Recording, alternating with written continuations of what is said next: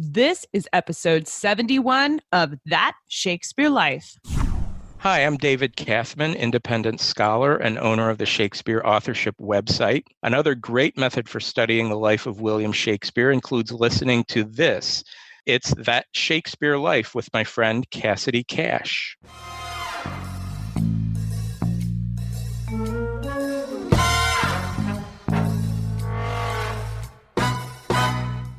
We've got the letters that Thomas Bodley writes to his first librarian, a man called Thomas James. But Bodley's quite a micromanager, actually. I mean, he isn't the librarian himself.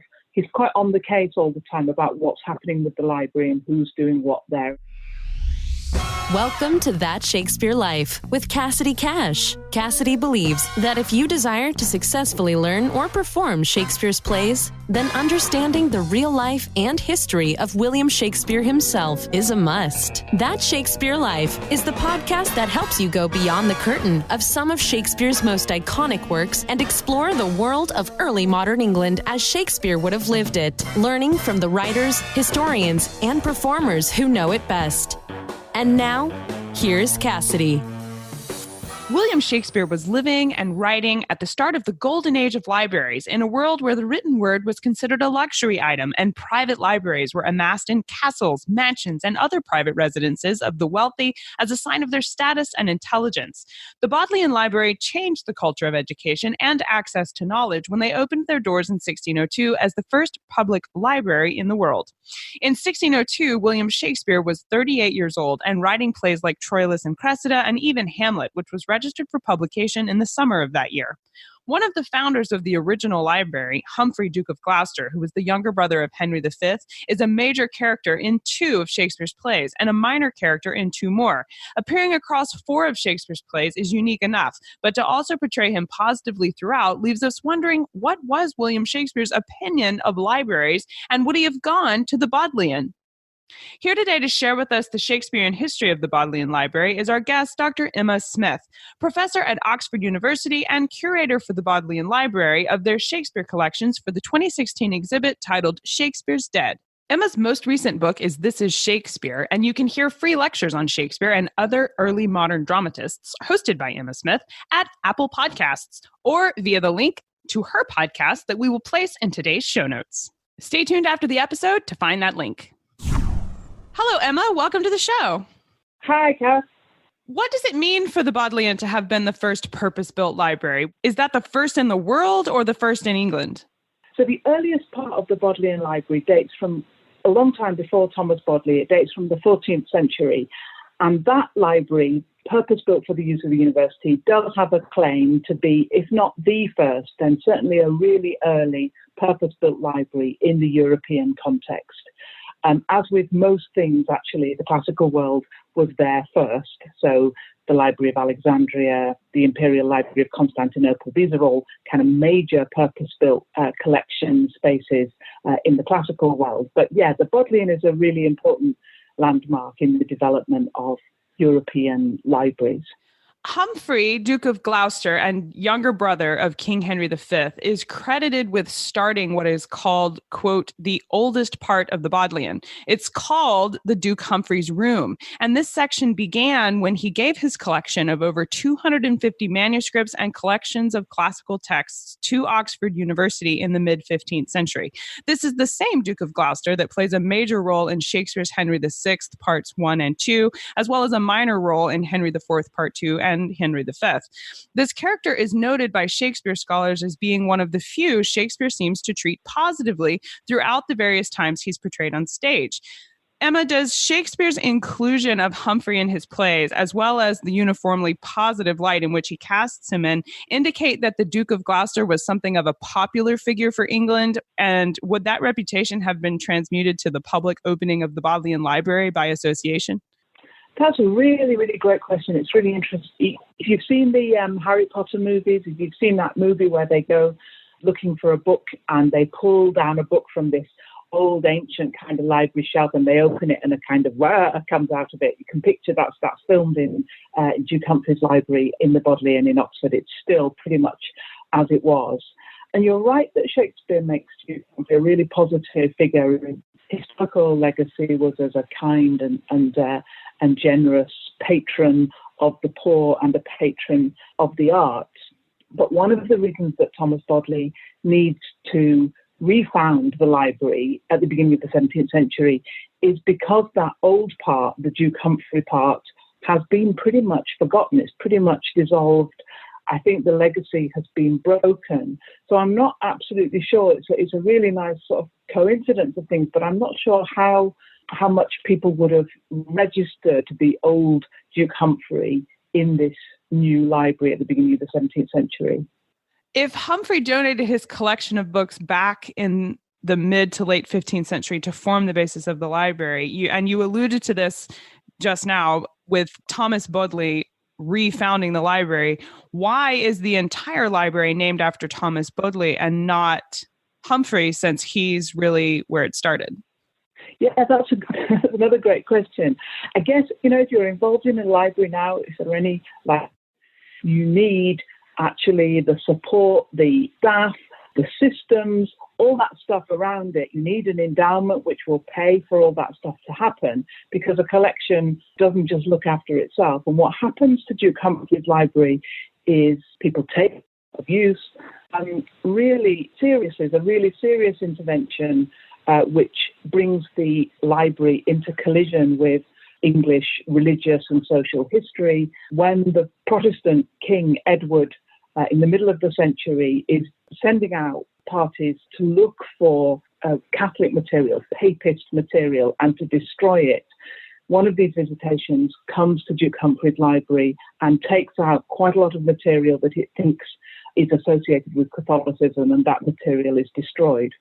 So there's kind of neglect on the one hand, not enough money on another hand, and if you can imagine this three-handed thing, there's also this intervention. So by the end of the 16th century, Duke Humfrey's library is pretty much, broken down. It's no longer usable. So when Thomas Bodley comes with his money and his time and his contacts, it really is like starting a library again, and that's why it bears his name. As an example of the existing libraries in England, John Dee, who was a courtier of Queen Elizabeth I and born in 1572 when William Shakespeare was just 8 years old, accumulated dozens of artifacts and books at his house at Mortlake in London, which became one of the largest libraries in England.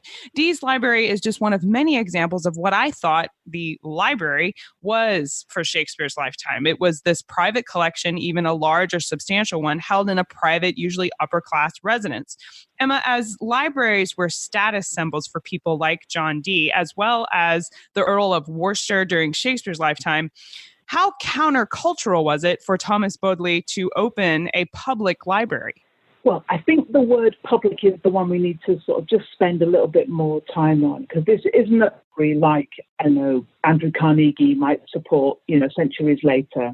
This isn't for anybody in Oxford or it's public in that it is for all senior members of the university. So Oxford is a university divided into these constituent colleges, many of which had their own libraries, which were private to those colleges. And this public library means that it's for the wider university community.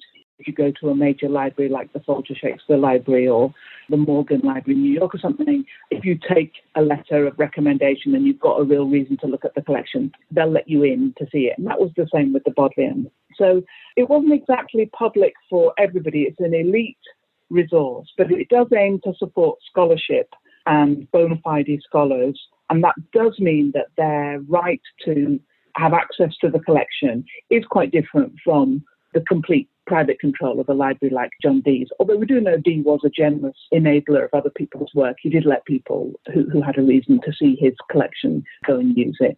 Well, exactly how likely it would have been for Shakespeare to have studied at the Bodleian was kind of where I was headed with the questions, because the idea of it being a public library is, as you say, very different from the public library scheme we think of today. Certainly here in the States, the idea of a public library is very different from what was going on at the Bodleian. I've read that the Bodleian originally chained books to the desks inside the library to keep them from being stolen. And I'm also under the impression that scholars are even today, not allowed to actually leave the library with the texts that they study. And that doesn't sound like how most public libraries operate now, where you have to have this library card and you get a 3-day loan on anything at the library and you can take it home or to your office. How is the Bodleian different from other libraries about their standards and policies from back when the library operated originally? And would Shakespeare have been allowed to study there? Did he have that kind of status? Well, let's think about the library policies first. One of the things Thomas Bodley, I think, felt he had learned from the collapse of that former library, the Duke Humfrey's library, which was, as we said, partly because people took stuff away and there was no proper system for getting them to bring it back. Part of what he learned from that was, none of my stuff is going walkabout. It's all going to stay here. And if people want to read it, they're going to come to the material. The material's not going to go to them. And that happens even when King Charles I is making his court Oxford to say he wants a book taken to him at court. And the librarian writes back to say, I'm sorry, we don't lend books, even to the king. So it's been an absolute rule ever since. I know, it's still the case that if you want to read a book from the Bodleian collection, you sit in the library during its opening hours and you read it. The opening hours when the library opened were about 6 hours a day. They're probably now about 12 or 13 hours a day. But it's been an absolute principle, very different from most libraries. Really, the material that has been bought by the Bodleian, in the last year or something, that still has the same status. It's got to stay. It's got to stay in there. And the chaining of books, you can see on the oldest books, including one of the books I think we'll probably talk about in a few minutes, you can see the mark where there was a kind of, to hold the chain and protect the cover. And these were books, particularly larger format books, that readers stood up to read. They were sort of propped up on a desk and readers stood to look at them and to consult them. In lots of ways, not a comfortable way of accessing information, not what we're used to. And then your second question was about whether Shakespeare would have been able to access that. The question of how Shakespeare got hold of all the books and he kept at scholars can show that he consulted in the writing of his plays. How did he get hold of those? That's been a really unsolved mystery, actually, about Shakespeare's life in Shakespeare's will. And like everything else about Shakespeare's life, that's been pored over, and what would be the significance of that. So it would be fabulous to think that Shakespeare perhaps might have accessed them in a library. But so far as we know, Shakespeare has no university education, so he has no claims to be a scholar.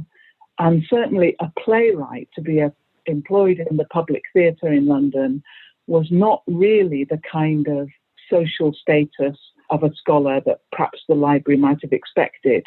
So I think on balance, it's pretty unlikely that Shakespeare would have met the kind of entry requirements for reading books in the Bodleian.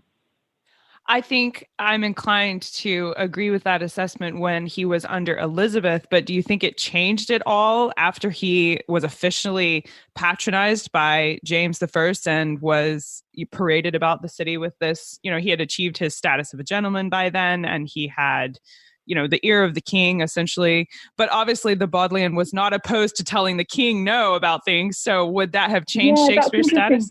Yeah, really interesting to ponder on that, isn't it? Because, James I visited the Bodleian a couple of times, was very interested in it, was a sort of supporter, I think, of the project and of the growth of the library, and in fact promised that he would send some material from the royal collection, but I think didn't follow through on that.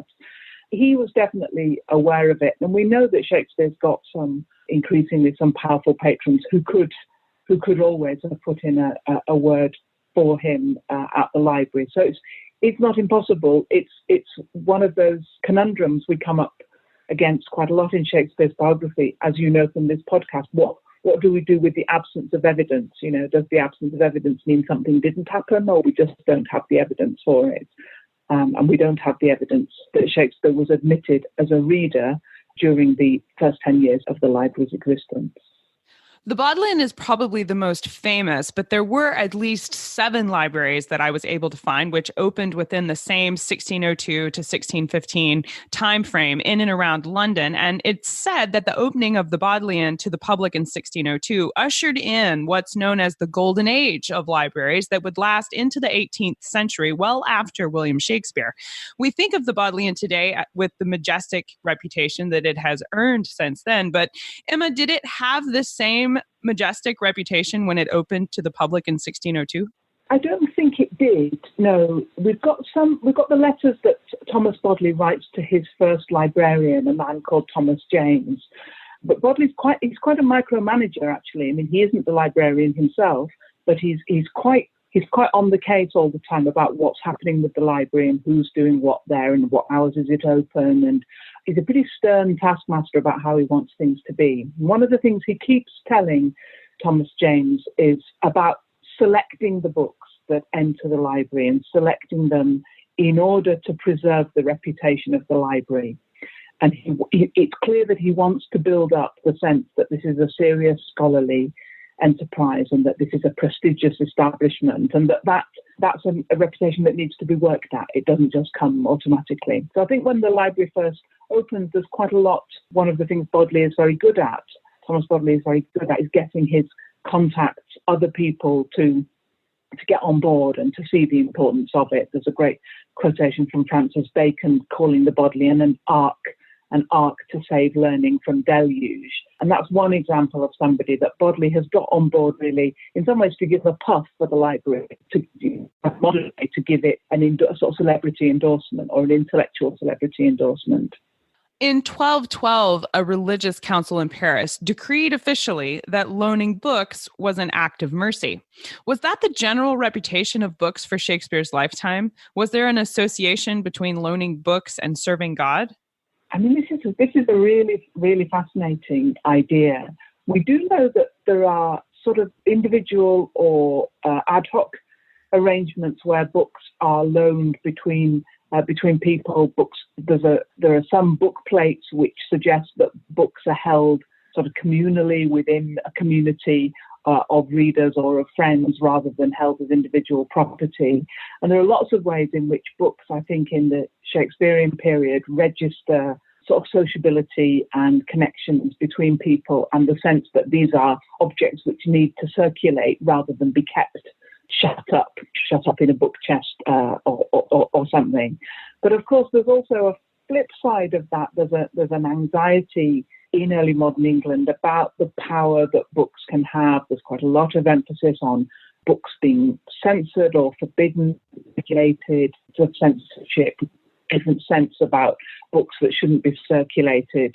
I always think that Christopher Marlowe's play Dr. Faustus is really brilliant on the dangers as well as the brilliant intellectual advantages that is part of this extraordinary library that he himself has. So I think books and godliness, books and the good or the proper life, there's quite an ambivalent relationship there. Thomas Bodley changed the way cataloging was done for various public works when he decided to have every book registered with the Stationer's Register at Stationer's Hall added to his library. Emma, does that mean Shakespeare's works would have been stored at the Bodleian? And if so, are those original copies still there? So one of Bodley's really brilliant tricks was to get this arrangement, as you say, with the stationers, that the library had the option to acquire any book published under their auspices, or any book published in London. It doesn't mean that all the books, though, were sent. The Bodleian has to, and this is still the case, this arrangement has transmuted into the sort of Copyright Act, but there's still the possibility for the Bodleian to claim any book, a copy of any book published in England, but it doesn't come automatically. They have to claim it. And part of those letters that Thomas Bodley sends to his librarian are on precisely this matter. One of the things Bodley keeps telling Thomas James, the librarian, is don't get being published. And he says particularly books and riffraffs. There's a great bit on the January 1612. Thomas Bodley writes to his librarian, I see no good reason to alter my opinion for not including such books as almanacs, plays, and an infinite number that are daily printed of very unworthy matters. So he doesn't want plays as part of library, and that's not the institution. That means that he misses out, ironically. He piles the shelves with sermons and all kinds of things which we now think are terribly dull, and he misses out on the great or golden age of literary production. The first Shakespeare book, we think that the library called up as part of the arrangement with the stationers, is actually Shakespeare's first folio, the collected edition of his plays, which comes out after his death, is published in 1623. And we know that that book comes to the library in January 1624 because it goes immediately out to be bound. Books are sold unbound in this period. They're a big sheaf of William Wildgoose to be bound. And that book still is in the Bodleian, that 1624 folio.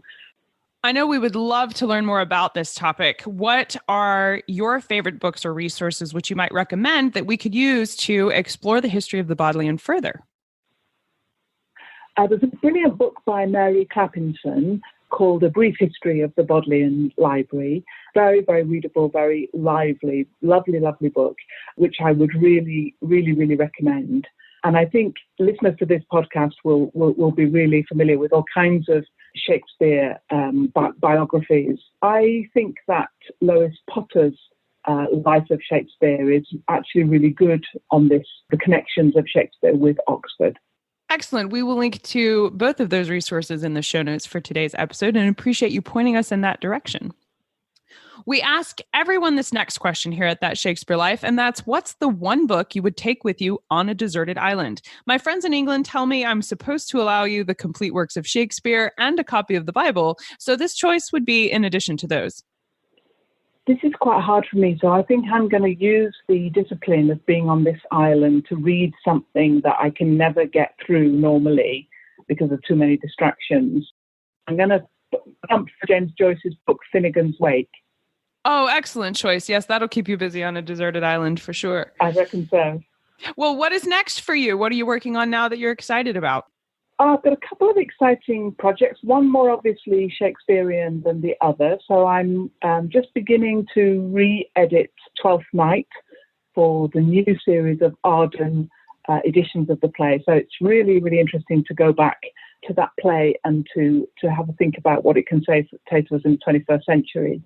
And I'm actually doing another bit of editing on a non-Shakespearean text, but a text I reckon Shakespeare knew pretty well, which is the Elizabethan, we know him mostly as a prose writer, Thomas Nash, now thought by many scholars to be a collaborator with Shakespeare on his early history plays. I'm looking at Nash's one solo written play, a play called Summer's Last Will and Testament, which has an influence, I think, on Richard II. Those are excellent choices. Well, we will definitely look forward to your next projects, as I'm sure they will be very exciting. And I appreciate your time today to help us explore the history of the Bodleian. Thank you so much for being here. Thanks so much. If you enjoyed today's episode, please be sure to check out the show notes. I pack extra history in there with images, links, and in-depth looks at the history behind the episode. It's a great way to get to know our guest better, as well as to explore this topic further. Find links to the books Emma recommends to study the history of the Bodleian and see pictures of Duke Humfrey's room and more at CassidyCash.com/episode 70. That's CassidyCash.com/EP70. That's it for this week here at That Shakespeare Life. I'm Cassidy Cash, that Shakespeare girl, and I hope you learned something new about the Bard. I'll see you next week. Bye-bye.